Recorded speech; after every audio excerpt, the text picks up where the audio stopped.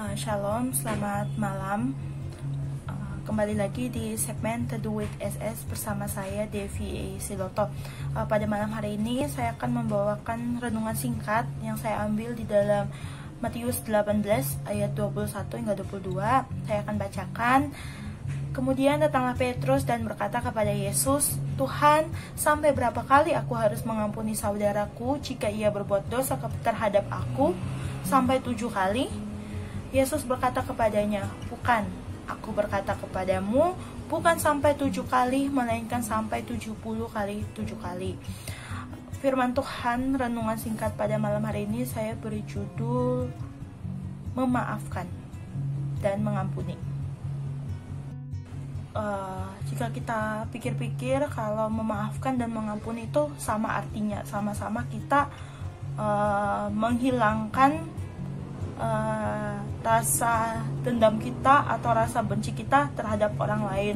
Tetapi seringkali kita tuh berpikir kalau kita memaafkan orang lain, kita mau mengampuni orang lain, itulah hal yang paling berat. Karena nggak semua orang itu dengan mudah mau bilang, "Saya maafkan kamu kok." Terkadang kita merasa kalau kita memaafkan orang lain itu kita berada di posisi yang memalukan, atau tidak posisi yang paling rugi gitu. Seringkali kita mikir, tunggu aja gitu dia minta maaf kepada saya nggak mau maafin duluan, karena kalau saya maafin duluan nanti saya malah malu lagi. Dia malah mikir, ya udah kan udah dimaafin, ngapain minta maaf.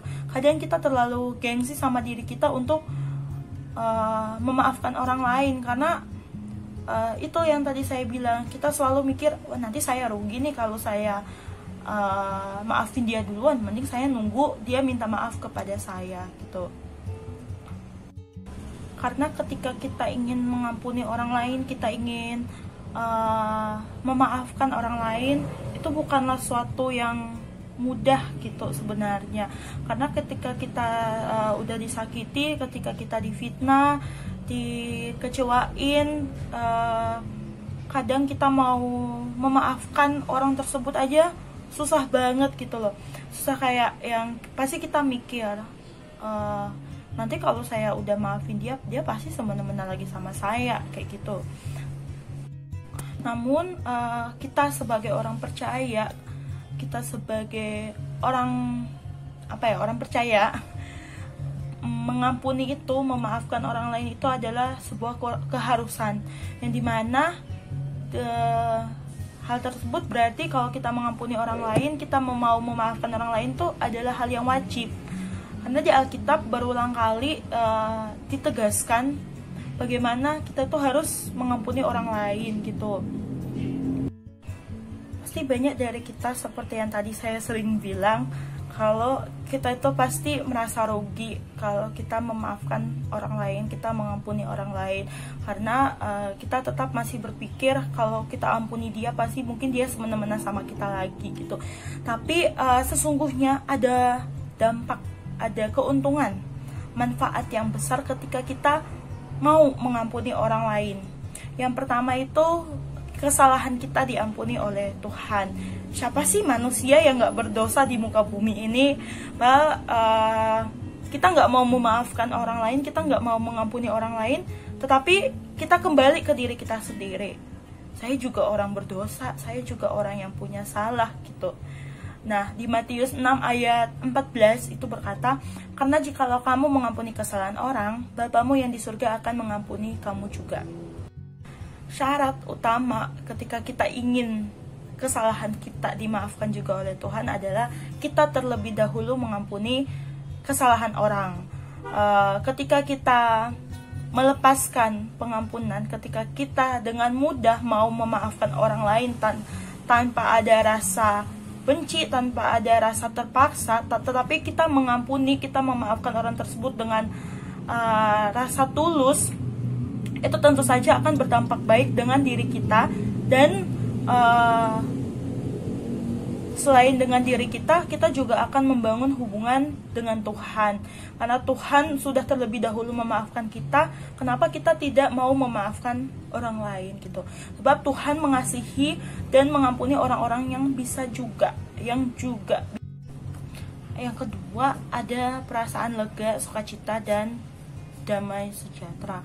Nah, ketika kita melepaskan pengampunan, ketika kita mau memaafkan orang lain dengan ketulusan hati, tentu saja mungkin kita itu selalu kita itu merasa, wah, saya sudah bebas, hidup lebih bebas, nggak ada lagi yang membebani pikiran kita, nggak ada lagi yang nggak ada lagi hal-hal yang terngiang-ngiang. Contohnya saja, misalnya kita dalam suatu pertemanan, dalam suatu perkumpulan, dalam suatu komunitas, ketika kita bermasalah dengan orang lain, kita tidak mau memaafkan orang tersebut, itu tentu saja gak enak gitu loh rasanya. Kita kayak hidup kita tuh gak bebas gitu loh, padahal itu cuma teman aja gitu. Jangankan dalam komunitas, dalam satu rumah aja, ketika kita punya masalah dengan orang tua kita, dengan saudara kita, tetapi kita gak mau saling tegur sapa, gak mau saling memaafkan, pasti itu rasanya gak enak. Rasanya kayak ada sesuatu yang membebani kita. Nah, ketika kita mau dengan tulus mau memaafkan orang tersebut, mau mengampuni orang tersebut, tentu saja ada perasaan lega, perasaan sukacita, perasaan damai dalam hidup kita, karena kita merasa, oh, sudah beres, saya sudah lega nih, saya sudah maafin dia gitu. Jadi lebih tenang lagi gitu. Jadi nggak ada lagi penghalang untuk kita bersukacita. Yang ketiga, hidup kita berkenan bagi Tuhan. Nah, sama seperti ayat tadi di Matius 6 ayat 14, karena jikalau kamu mengampuni kesalahan orang, Bapamu yang di surga akan mengampuni kamu juga. Nah, ketika kita tidak mau mengampuni orang lain, ketika kita tidak mau memaafkan orang lain, tentu saja hidup kita itu tidak berkenan di hadapan Tuhan gitu. Memang walaupun kita mengampuni, apakah masalah kita akan selesai? Tentu saja tidak, karena setiap orang juga punya masalahnya masing-masing, entah dengan orang lain atau entah dengan hal apapun. Tetapi ketika kita mau mengampuni orang lain, kesalahan kita juga diampuni oleh Tuhan, dan hidup kita berkenan bagi Tuhan. Nah, di sini Tuhan menghendaki kita, mengharuskan kita, mewajibkan kita sebagai orang percaya agar kita itu mampu untuk belajar mengampuni orang lain, baik saudara kita ataupun orang yang benar-benar musuh kita. Karena hanya dengan mengampuni kita terbebas dari kebencian, sebab dengan kita mengampuni itu, memaafkan itu adalah obat dari kebencian gitu.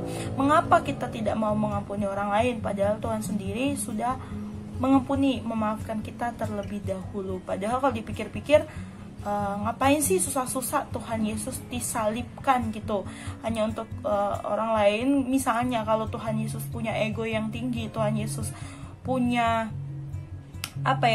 dendam terhadap kita sebagai manusia yang berdosa, ngapain coba Tuhan Yesus mau disalibkan? Tuhan Yesus, di sini kita dapat satu quote, satu kalimat, kita harus belajar mengampuni, karena sebagaimana Tuhan Yesus itu telah mengampuni kita dan mau memperbarui, mau mengubah hidup kita menjadi manusia yang baru, sehingga kita tuh semakin menjadi gambar dan bentuk Kristus, serta berkenan hidupnya di hadapan Bapa yang di surga.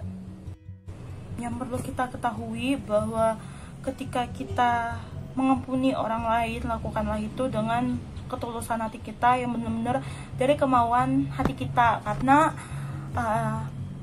kita lakukan ini bukan karena kita mampu, bukan karena kita hebat. Kalau dipikir-pikir, semua dari kita pasti punya kemampuan, punya kehebatan. Tetapi dalam hal mengampuni, dalam hal memaafkan orang lain, yang dinilai bukan kemampuan kita untuk mengampuni orang lain, tapi bagaimana kita itu mau mengampuni orang lain dengan setulus hati kita, dengan sepenuh hati kita gitu. Karena ketika kita dapat mengampuni orang lain dengan setulus hati kita, Roh Kudus juga akan mampu memampukan kita gitu kan. Sebaliknya ketika kita berkeras hati, ketika kita mengeraskan hati kita, kita mengeraskan ego kita, maka kita akan sulit untuk mengampuni orang lain sampai kapanpun gitu. Dengan mengampuni, kita juga menyembuhkan menyembuhkan kebencian kita terhadap orang lain, sebab mengampuni adalah obat kebencian gitu. Sebab kan kalau kita mau mengampuni orang lain, kita mau memaafkan orang lain gitu, hidup kita akan berkenan kepada Tuhan. Tuhan juga akan memaafkan kita, dan kita terhindar dari namanya beban pikiran. Kita akan merasa damai, kita akan merasa lega dan merasa sukacita. Demikianlah renungan singkat pada malam hari ini. Semoga dapat membawa manfaat baik buat kita semua. Selamat malam, tetap semangat selalu, stay safe and stay healthy dimanapun kita berada.